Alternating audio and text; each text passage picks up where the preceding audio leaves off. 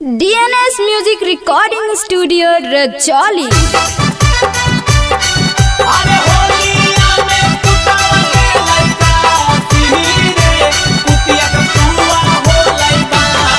अरे होलिया में पुतावले लइका सिहिरे पुतिया के पुआ हो लइका। छौड़ी फूला मतिया कई कहिए से बीमार गे मई। छौड़ी फूला मतिया कई कहिए से बीमार गे मई। होलिया में खोजो कैया हीरे भातार गे मई। छौड़ी फूला मतिया खोजैया हीरे भातार गे मई। नाही पसंद एकरा पांडे भूमि हार गे मई। नाही पसंद एकरा पांडे भूमि हार गे मई। होलिया में खोजो कैया हीरे भातार गे मई। छौड़ी फूलमतिया खोजैया हीरे भातार गे मई। अरे डाल बिहल जादो जी जोरा नावा हो चाहते फागुन के महीनावा।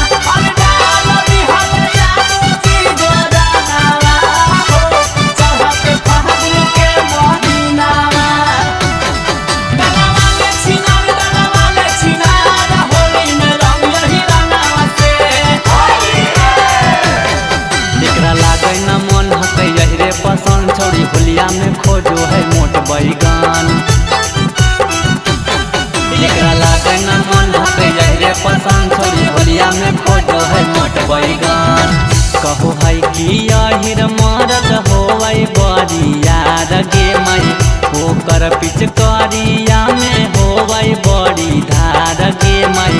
होलिया में खोजो कैया हीरे भातार गे मई। छौड़ी फूलमतिया खोजैया हीरे भातार गे मई। अरे होलिया में पुतावले लइका सिहिरे पुतिया के पुआ हो लइका। अरे होलिया में पुतावले लइका सिहिरे पुतिया के पुआ हो लइका। दलवाले छिनार बाबा बरिस गाल चिकन रही। जैसे चढ़ल होली एक चर के चोली तो चढ़े ले चाहो है जहरे के डोली। जैसे चढ़ल होली एक चर के चोली तो चढ़े ले चाहो है जहरे के डोली।